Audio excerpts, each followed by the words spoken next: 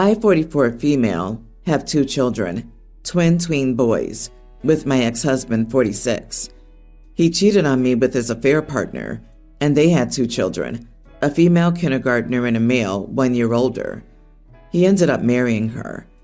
Despite all this, my ex and I decided to be civil to one another for the kids' sake. We agreed that I had the kids during the weekdays and he had them on the weekends. It worked reasonably well. He would often bring his other children when picking up our sons.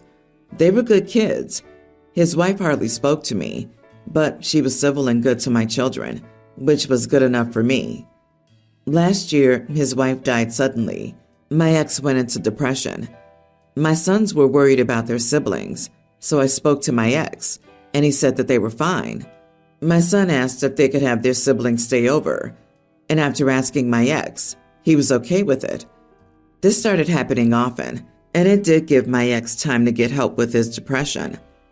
When I felt he was doing better, I started encouraging him to be with his children more, as I noticed his children were getting attached to me, which he did.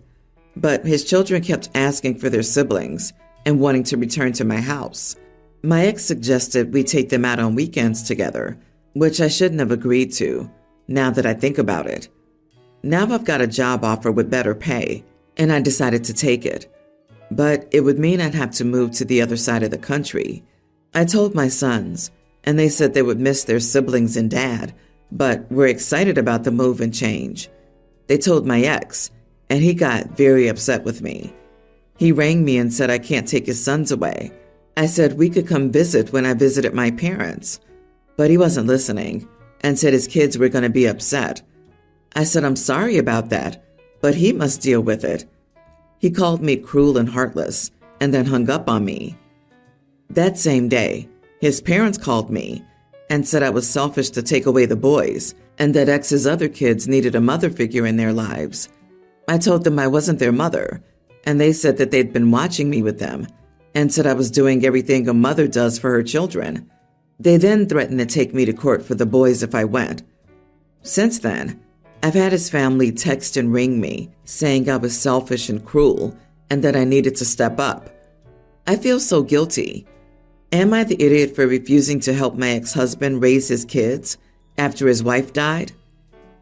I'm not sure, but can you legally take your kids across the country and away from their father? Is your parenting agreement for your 2 kids part of the divorce settlement? OP, you need a lawyer well-versed in family law to determine the rules for moving so far away. Make sure you do everything in line with the law. That said, you're not responsible for your ex's other kids. This is for him to sort out, not the idiot, as long as you do everything by the book.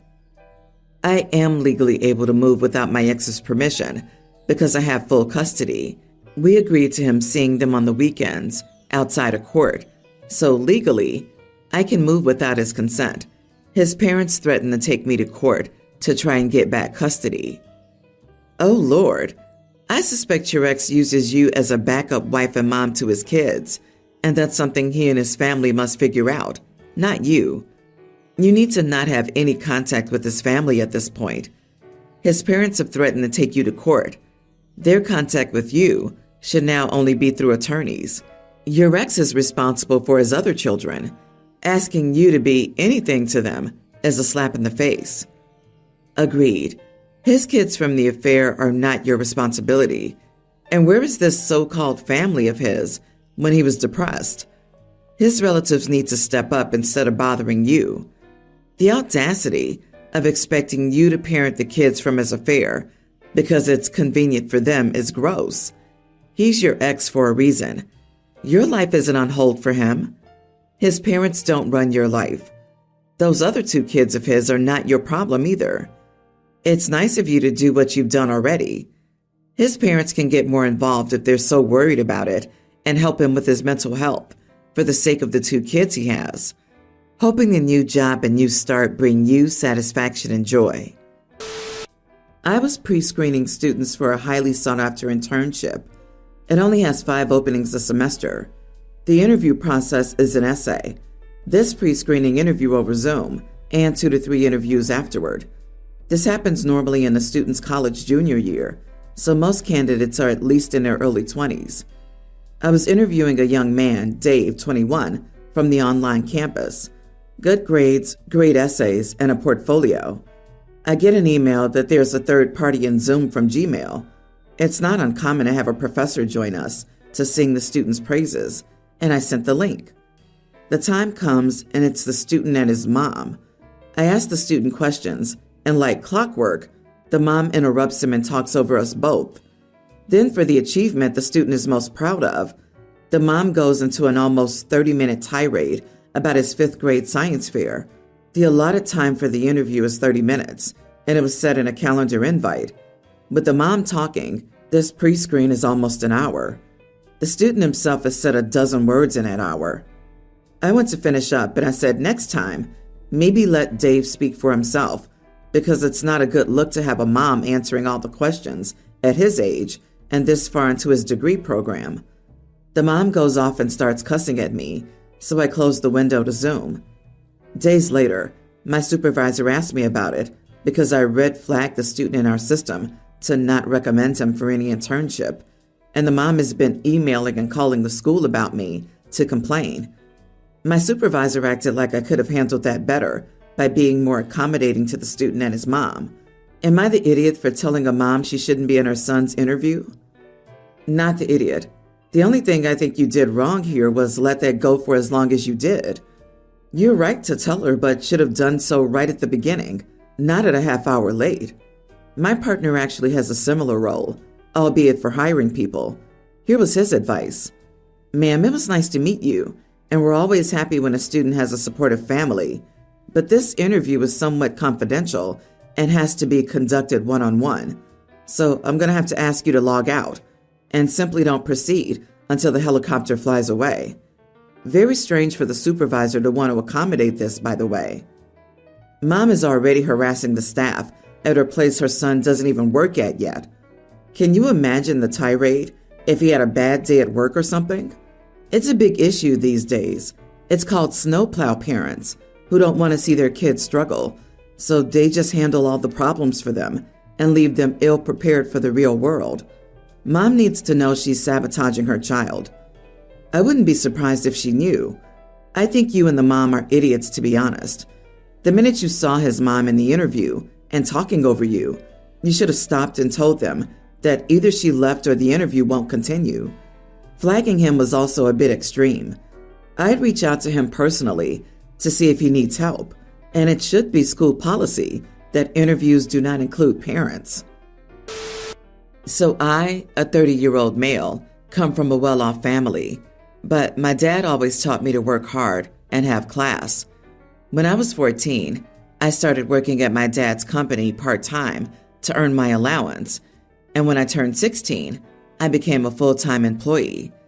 My dad decided to retire when I was 29 and handed the business to me. Back in my second year of uni, I met Kim, a 20 male at the time, 29 now. We were in the same course and ended up in the same group for a group project near the beginning of the year. We had a similar sense of humor and clicked as friends quickly. One day he mentioned he loves to cook, and I told him we should cook together because I love to cook too. We went to his place that weekend, brought some ingredients and cooked together. This then became us going shopping for ingredients after classes on Fridays. I'd stay at his place the night, and then we'd cook on the weekend, and this became our weekly routine. Back then, I just told others that we were just friends, but in hindsight, that's when I started to fall for him. I finally asked him out a few months later, and he said yes. We lived in the same house with 2 other friends in our 3rd year, and I asked him to move in with me after we graduated. From the beginning, I told Kim that I would not care if he didn't work, but he insisted he wanted to contribute financially. But after about a year, I had to make him stop due to the differences in our incomes. He was working himself half to death and was getting ill trying to contribute enough. I sat him down and I told him that whatever money he made didn't matter, and that if he wanted to work, I wanted him to be happy. He cut back his hours, then moved to part-time, then decided to quit and work on his projects. but he insisted I let him take on some of the housework. Now on to the issue. My sister, 32, and her partner, 31 male, both work, and he also makes significantly less than her. And in private to me, she's made it known that she resents being the breadwinner. She sees all her male colleagues spoil and treat their wives and wishes her partner would do the same. He does, but not to the same level, due to the fact that he makes half as much as they do. Recently, I was talking to her about what I would get Kim for his birthday next month. She kept telling me my ideas were too much and that I should get something cheaper since he doesn't contribute. I got a bit annoyed because I told her about Kim's insecurities and not making or being enough. I told her he contributes more than enough. She then called him a glorified gold digger, and I yelled at her, telling her to shut up and not talk about Kim that way. After calming down, I do feel bad. I know how she feels about her own financial position, but I don't think it's fair that she takes it out on Kim or me, even if Kim wasn't physically there. So, am I the idiot? Not the idiot. Your sister's projecting her frustrations and insecurities onto you and Kim. If your relationship with Kim works for you and he, sis needs to butt out. She clearly wants something else, like big expensive gifts. She should be happy her husband is getting her gifts or flowers, because not all husbands do that. He does what he can afford to. She doesn't get the Hope Diamond if he can't afford it. But she's the breadwinner in her relationship. I think she wanted to be the gold digger, but somehow ended up in a relationship where her man makes half as much as she does. She's absolutely jealous that OP's partner gets to live out his best life, while OP spoils him when he can. OP, your sister cares too much about money status and other people's perceptions. That's her problem. She's the idiot in this. If you're happy, she should be happy for you. Her issues and insecurity shouldn't be put on your relationship. I don't know if food insecurity is the correct term, but it's the term he uses to describe what this is. Honestly, I've been with him for 3 years, and this is the first I've heard of it. So I came into this relationship with 2 kids, a younger tween daughter and an older tween son. I didn't introduce my boyfriend and the kids until maybe 8 months ago. And lately, Ben, boyfriend, has been coming and staying here with us more often than not. Sometimes he'll spend days at a time here and only go home maybe once a week. Well, lately, I've noticed little signs of weird food quirks of his that I'm not okay with. He eats enough for 5 people's days worth of food. Or instead of letting my kids dish out their food as I've always done, he's been doing it and giving them maybe 3/4 of what they would usually eat, and then loading his plate up to the fullest that it could get. I pay for all the food, just so it's clear. One time last week, my daughter asked for some more food, and he spoke up and said, there isn't enough for everyone to have seconds. I stepped in and said that she could have more, and that there was plenty for the kids to have seconds. I didn't tell him this, but like I was so grossed out by it, because he literally had enough on his plate to feed 3 people, and if he had just taken a normal helping like everyone else, then there would have been plenty left over. But anyway, I spoke to him about it that night and told him that the kids come first. They eat until they're full, and that's how it goes in my house. He kind of put his hands up and said, sorry, won't happen again, and said he just figured it wasn't fair to everyone else who wanted seconds because there wasn't enough for everyone. I'm assuming he meant himself. But anyway, he apologized, so I let it go. But then yesterday evening, he went grocery shopping for me because both my kids had events, and I had a bunch of other stuff I had to do, and I didn't have time to grocery shop as well. So he told me he would go for me. I sent him with my money, more than enough, and a very specific list. Well, I had plain bagels and original cream cheese on the list. He returns with 3 different types of bagels and 3 different types of cream cheese. But I didn't complain. It's whatever. But then this morning, my kids were making themselves bagels, and Ben started scolding them for not using the correct cream cheese to go with the bagel. And he wasn't even really nice about it either. I mean, he wasn't raising his voice, but it was the look on his face. And I was immediately turned off. It was my money that bought that food. But since he went and got it, apparently he feels like it's his too, and can dictate how my children eat it. Anyway, he left for work, and I told him that this wasn't going to work out because I couldn't handle his hang-ups with food. Well, he says, "I'm really sorry. I have food insecurities. I know we can make this work.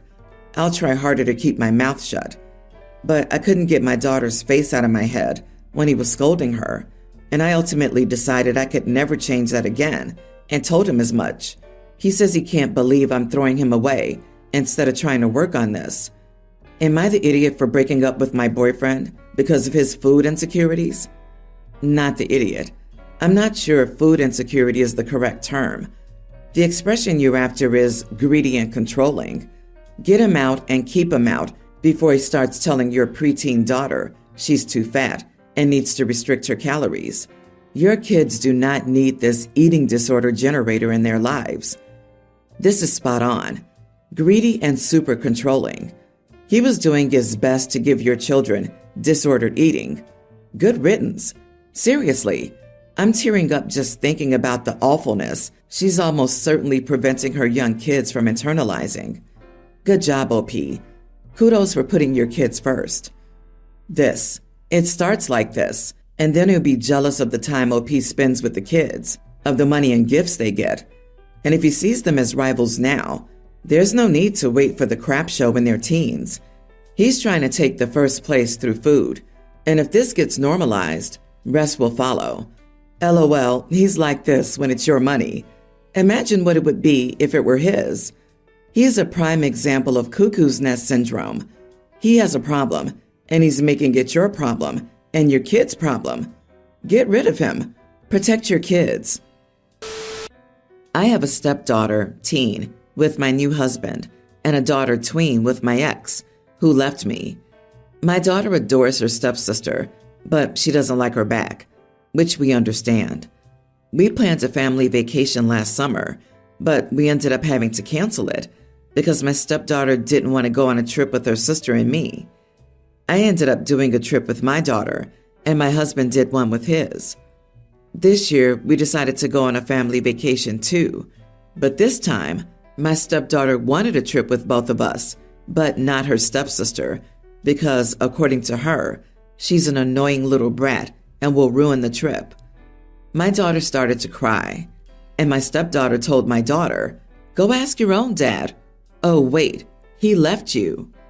I was shocked and told her that we would not be taking her on vacation without my daughter, but my husband wanted me to tell my daughter that life is unfair and leave her at her grandparents' house while we went on vacation with my stepdaughter. My husband says it'll cost extra money to get my daughter her own room and extra cost to take her on the trip, and he said he'd rather spend that money on making the trip more memorable for his daughter. I'm honestly appalled at how much my husband favors his daughter. That day, we had a massive argument, and she accused me of not letting a teenager have a nice vacation without an annoying child. Am I the idiot? Your response should have been, tell your brat of a teenager that life is unfair and she can stay with her grandparents so you can make memories with your daughter. The fact that you've let this behavior go on for so long, not just by your stepdaughter, but also by your husband, makes you the idiot. You need to start thinking about your kid and end this marriage. Exactly. How OP responds now is going to color how her daughter views her for the rest of their lives. At the minimum, OP needs to draw a very clear line in the sand with her husband and explain that what he said is entirely unacceptable. Really, OP needs to just end her marriage. Her daughter shouldn't be bullied or belittled in her own home. I include the stepdad in the statement. Nah, OP won't do anything. Having a man is more important to her than her daughter's mental health. She wants what she wants and believes her daughter will adjust to being treated like a second-class citizen in her own home, and OP is okay with that. There's no way OP's husband would take in her daughter. I'm sure she'd end up living with the grandparents. If the child's dad was in the picture, OP might ship her off to him. Poor daughter, she deserves a better family.